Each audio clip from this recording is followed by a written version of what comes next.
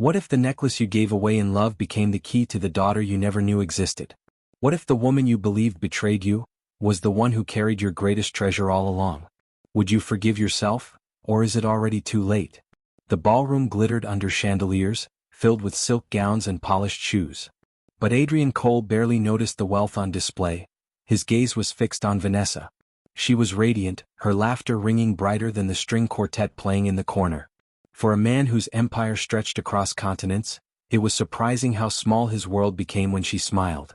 Later that night, away from the crowd, Adrian pulled her onto the balcony where the city sprawled beneath them like a constellation.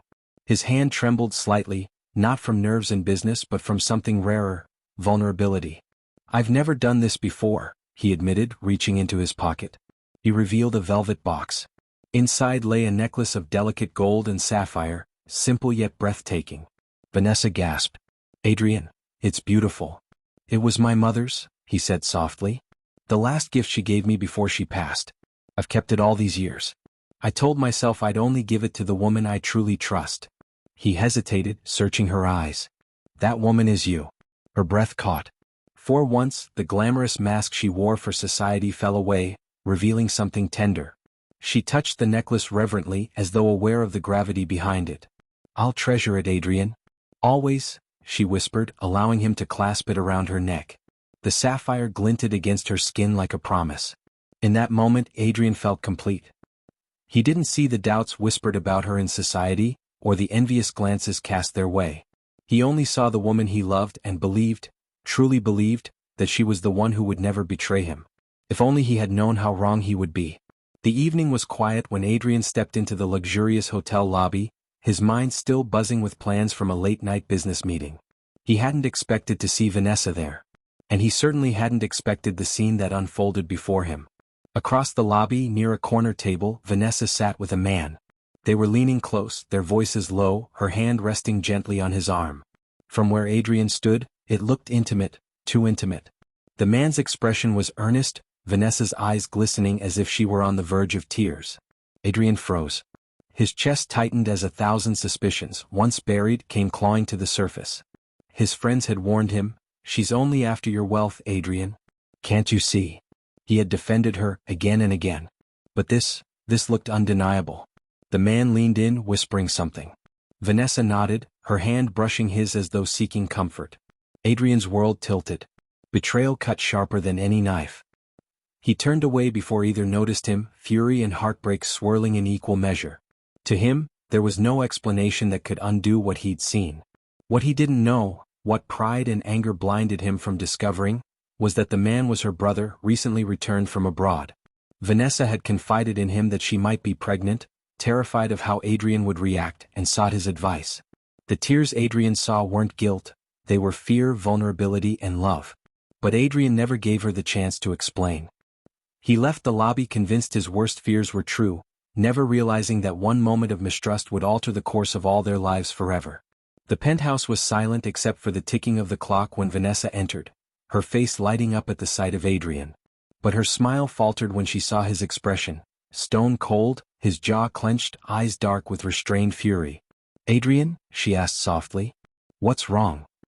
He slammed his glass of whiskey onto the table, the liquid sloshing over. "Don't play innocent with me, Vanessa. I saw you tonight." Confusion flickered across her face. "Saw me? Where?" "At the hotel. With him." His voice cracked under the weight of anger. "Your hand on his arm." Whispering, laughing. "How long have you been making a fool of me?" Her mouth fell open. "Adrian, it's not what you think." "Don't lie to me," he thundered, cutting her off. "I gave you everything. My trust, my mother's necklace, my heart. And this is how you repay me." Vanessa's eyes welled with tears. She reached for him, but he stepped back as if her touch would burn him. "Please, Adrian. That was my brother. He just returned." But her words were drowned in the storm of his pride. "Enough. I don't want excuses. You disgust me." She froze. The necklace around her neck suddenly felt like a chain strangling her. She wanted to explain, to shout, to make him listen. But his face was resolute, hardened into the mask of a man who had already judged and condemned her. With trembling hands she clutched the necklace protectively. "If you don't trust me now, you never will," she whispered, her voice breaking. She turned and walked out into the night, tears streaming down her face. Adrian didn't stop her. Pride chained him to the floor, even as a hollow ache opened inside his chest. It was the last time he would ever see her alive. Days blurred into weeks, weeks into years. Adrian buried himself in business, building his empire higher and wider, but his heart remained in ruins. To the world he was a titan, polished suits, ruthless deals, Forbes covers. But in private the image of Vanessa haunted him. The necklace, his mother's necklace, was gone with her. He tried to track it down, sending private investigators, scouring auctions, questioning jewelers. Nothing. It was as though the sapphire had vanished with her into the void. Rumors swirled in high society. Some said Vanessa fled abroad with a lover. Others whispered she'd fallen into ruin. Adrian didn't chase the truth. He told himself he didn't care. But on sleepless nights he wondered, had he been wrong? His friends saw only the hardened exterior. They didn't see him clutching his mother's old photograph, whispering apologies into empty rooms. They didn't see him glance at every sapphire necklace in every jewelry store, hoping for a miracle. For 7 years he lived in that limbo, powerful, envied, yet profoundly alone. It was late one night when fate decided to intervene. Adrian's sleek black Mercedes roared down a deserted stretch of highway, the city skyline far behind. He had just left a business meeting, exhausted, his mind heavy with numbers and empty victories. Then with a sickening lurch the engine coughed and died. The car rolled to a stop under the pale glow of the moon. "Unbelievable," Adrian muttered, slamming the steering wheel. He tried the ignition again. Nothing. His phone had no signal. For the first time in years Adrian Cole, the billionaire who could summon helicopters and chauffeurs with a call, was stranded and powerless. Minutes stretched into an hour. The night grew colder. Then he heard it, a soft voice. "Do you need help, sir?" He looked up to see a woman approaching, her clothes worn, her hair tied back loosely. She held the hand of a little girl in a faded dress. The girl clutched a ragged stuffed bear. Adrian frowned. "I don't think you can fix this. It's complicated." The woman gave a small smile. "Let me try." She knelt by the hood, pulling out a few tools from a battered backpack. With surprising skill she adjusted wires, tightened bolts. Minutes later the engine roared back to life. Adrian stared, stunned. How did you?" But his words died on his lips when he looked at the little girl. Around her tiny neck hung a necklace. His necklace. The sapphire glinted under the moonlight like a ghost from his past. His breath caught. The world seemed to stop. Adrian knelt slowly, his eyes locked on the necklace dangling from the girl's neck. His voice trembled. Where did you get that?" The girl shrank back, clutching her bear. The woman stepped protectively in front of her. "Why are you asking?" "That necklace?" His throat tightened. "It belonged to someone I knew." The woman hesitated, then sighed. "It was my sister's. She gave it to her daughter before she passed away." Adrian's world tilted. His chest constricted, his voice a whisper. "Your sister's name, what was it?" "Vanessa," the woman said softly. The name hit him like a thunderclap. The air rushed from his lungs. Vanessa. The woman he had loved. The woman he had condemned. The woman who was gone. His gaze shifted to the little girl. Her eyes, wide, innocent, familiar. His own reflection stared back at him. "Who is her father?" Adrian whispered. The woman's face fell. "She never told me. Vanessa kept it a secret even from me until her last days. She just asked me to raise her child." Adrian staggered back, his heart pounding. Could it be? The necklace, the timing, the eyes that mirrored his own. The little girl tilted her head, curiosity in her gaze. "Mister, why are you crying?" Adrian wiped his face, not realizing tears had fallen. He forced a smile, though his voice broke. "Because I just found something I lost a long time ago." Adrian knelt slowly, his eyes locked on the necklace dangling from the girl's neck. His voice trembled. Where did you get that?" The girl shrank back, clutching her bear. The woman stepped protectively in front of her. "Why are you asking?" "That necklace?" His throat tightened. "It belonged to someone I knew." The woman hesitated, then sighed. "It was my sister's. She gave it to her daughter before she passed away." Adrian's world tilted. His chest constricted, his voice a whisper. "Your sister's name, what was it?" "Vanessa," the woman said softly. The name hit him like a thunderclap. The air rushed from his lungs. Vanessa. The woman he had loved. The woman he had condemned. The woman who was gone. His gaze shifted to the little girl. Her eyes, wide, innocent, familiar. His own reflection stared back at him. Who is her father? Adrian whispered. The woman's face fell. She never told me. Vanessa kept it a secret even from me until her last days. She just asked me to raise her child. Adrian staggered back, his heart pounding. Could it be? The necklace, the timing, the eyes that mirrored his own. The little girl tilted her head, curiosity in her gaze. Mister, why are you crying? Adrian wiped his face, not realizing tears had fallen. He forced a smile, though his voice broke. Because I just found something I lost a long time ago. The drive back to Adrian's estate was silent except for the hum of the engine. Clara sat stiffly in the passenger seat, her daughter asleep in the back, clutching her stuffed bear. Adrian's hands gripped the steering wheel so tightly his knuckles turned white. His heart raced with questions he couldn't ask just yet. The mansion gates swung open, and the sleek car glided up the driveway. Clara's eyes widened at the sight of the sprawling estate, bathed in golden lights. Marble pillars, fountains, manicured gardens. It was a world far removed from the streets she claimed to wander. Adrian parked, turned to her and spoke in a low voice. You and the girl will stay here. For now. Clara hesitated. We don't belong here. We'll only be a burden. He cut her off gently. No. You're not a burden. His gaze drifted to the sleeping child. She deserves better. And if Vanessa entrusted her with that necklace, then I have a responsibility. Servants rushed forward, shocked by the billionaire's unexpected guests. Adrian waved them off with a sharp command. Prepare the guest wing. And food. Immediately. Clara carried her daughter upstairs, overwhelmed by the sheer luxury around her. Velvet curtains, crystal chandeliers, walls adorned with priceless art. Yet what struck her most was the way Adrian watched the little girl, his eyes soft, almost vulnerable. Later, when the child was tucked into bed, Clara found Adrian in the study, staring at an old photograph, him and Vanessa, smiling in happier times. His voice was barely a whisper. Tell me, did Vanessa ever mention me? My name. Clara looked at him, sympathy in her eyes. Every day. She never stopped loving you. But she said you hated her. Adrian's chest tightened, shame gnawing at him. God, what have I done? The following morning, Adrian sat at the long mahogany breakfast table, untouched coffee steaming before him. His eyes flicked constantly toward the little girl, who sat swinging her legs while devouring pancakes the staff had prepared. Each giggle, each expression, pulled at something deep inside him. Finally he couldn't take it anymore. Clara, he said quietly, I need to know the truth. She stiffened. What truth? He glanced at the girl, then back at her. Whether she's mine. Silence fell heavy between them. Clara looked down, torn. Vanessa never told me who her father was. She kept that secret to her grave. But, she hesitated, her voice trembling. Looking at the two of you now, I think I already know. Adrian leaned forward, resolute. I can arrange a DNA test. Discreet. It's the only way.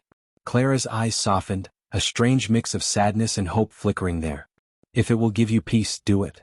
2 days later, Adrian received the results in a sealed envelope. He sat alone in his study, staring at it as if it were a ticking bomb. His fingers shook as he tore it open. Positive. The word leapt off the page, searing into his heart. The child was his. Adrian pressed the paper to his chest, breath shuddering out of him. 7 years lost. 7 years stolen by a misunderstanding. That night, he crept into the little girl's room, kneeling beside her bed. He brushed a strand of hair from her face, whispering, I'm sorry I wasn't there. But I promise, I'll never leave you again. She stirred, half asleep, and murmured, Daddy? Adrian froze, his throat tightening with emotion.